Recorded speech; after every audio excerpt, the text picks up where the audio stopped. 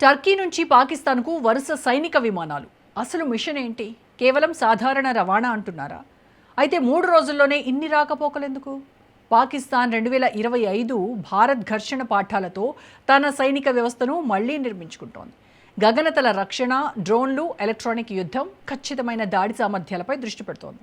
Turkey ఆ ప్రయత్నానికి కీలక భాగస్వామిగా మారుతోంది. చైనా ఆయుధాలకు టర్కీ సాంకేతికత జతవుతోంది. మరి ఇది కేవలం రక్షణ సహకారమా, లేక భారత్తో మరో ఘర్షణకు ముందస్తు సిద్ధత? ఢిల్లీ మాత్రం ఒక విషయం స్పష్టంగా గుర్తుపెట్టుకోవాలి. యుద్ధం ఎప్పుడు మొదలవుతుందో కాదు, ప్రత్యర్థి ఎలా సిద్ధమవుతున్నాడో ముందే గుర్తించడమే అసలు వ్యూహం.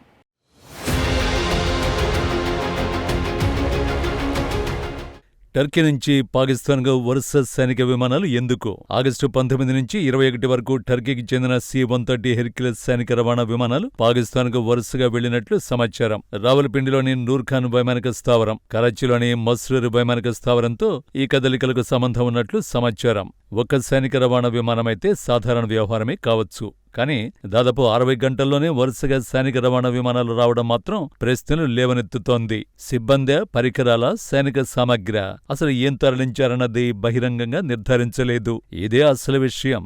ఆధారం లేనప్పుడు ఊహలను నిజాలుగా చెప్పలేం. కానీ వరుస కదలికల్ని కూడా సాధారణంగా కొట్టిపారేయలేం. ఎందుకంటే 2025లో భారత్తో జరిగిన ఘర్షణ తర్వాత పాకిస్తాన్ తన సైనిక లోపాలను పూడ్చుకునే పనిలో ఉందన్న సంకేతాలు కనిపిస్తున్నాయి.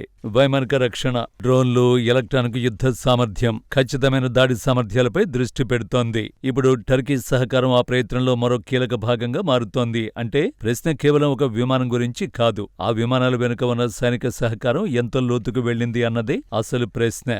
భారతదేశం దీనిని గమనించాల్సిందే. ఎందుకంటే యుద్ధం కావాలని భారత్ కోరుకోవడం లేదు. కానీ యుద్ధానికి సిద్ధమవుతున్న ప్రత్యర్థిని నిర్లక్ష్యం చేయడం కూడా వ్యూహం కాదు.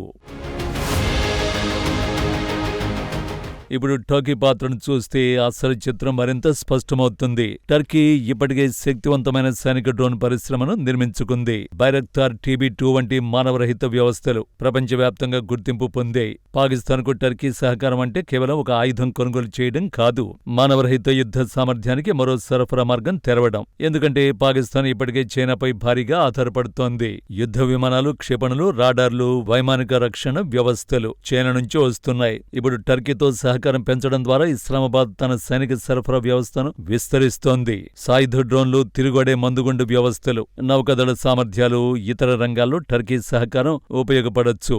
ఇదే భారత్కు అస్సలు హెచ్చరిక. ఒకే దేశంపై ఆధారపడకుండా 2 వేర్వేరు దేశాల సాంకేతిక సామర్థ్యాలను కలిపే ప్రయత్నం జరుగుతోంది. దానికి తోడు చైనా నుంచి మరింత వైమానిక రక్షణ సామర్థ్యాలను పొందాలని పాకిస్తాన్ చూస్తోంది. HQ శ్రేణి వ్యవస్థలపై కూడా దృష్టి ఉన్నట్లు సమాచారం. లక్ష్యం స్పష్టమే, తన గగనతలాన్ని, సైనిక స్థావరాలను, మౌలిక సదుపాయాలను రక్షించుకోవడం, గత ఘర్షణలో ఎదురైన లోపాలను పూడ్చుకోవడం. అంటే పాకిస్తాన్ తన యుద్ధ నిర్మాణాన్ని మార్చుకుంటోంది. చైనా వైమానిక రక్షణ, టర్కీ మానవరహిత యుద్ధ సామర్థ్యం, ఇప్పటికే ఉన్న యుద్ధ విమానాలు, క్షిపణులు, ఇవన్నీ కలిపే ప్రయత్నం కనిపిస్తోంది. కానీ ఇక్కడ ఒక విషయాన్ని స్పష్టంగా చెప్పాలి. ఈ కదలికలు తక్షణ యుద్ధానికి ఖచ్చితమైన సాక్ష్యం కావు. అయినా సిద్ధత పెరుగుతోందన్న సంకేతాలను నిర్లక్ష్యం చేయలేం.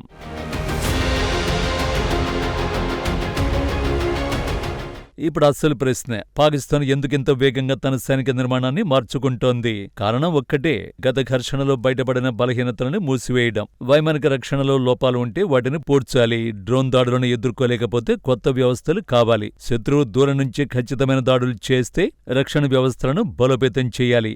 ఇదే పాకిస్తాన్ లెక్కగా కనిపిస్తోంది. కానీ ఇక్కడే భారతదేశానికి మరో పెద్ద సందేశం ఉంది. ఆధునిక యుద్ధం ఇక కేవలం యుద్ధ విమానాల పోటీ కాదు.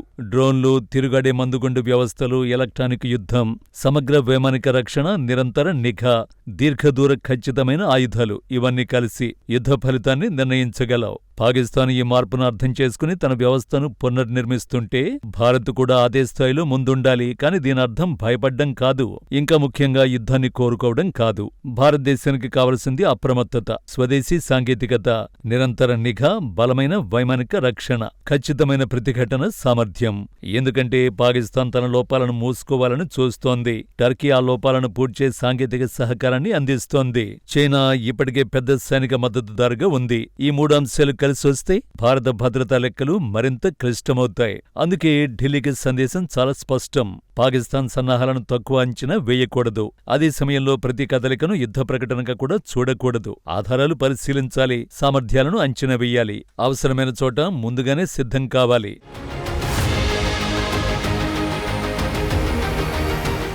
చివరికి ఈ మొత్తం పరిణామంలో టర్కీ పాకిస్తాన్ సంబంధం మరో పెద్ద ప్రశ్నను లేవనెత్తుతోంది. కశ్మీర్ విషయంలో టర్కీ ఇప్పటికే పాకిస్తాన్కు దౌత్యపరమైన మద్దతును ఇస్తోంది. ఇప్పుడు రక్షణ సహకారం కూడా పెరుగుతోంది.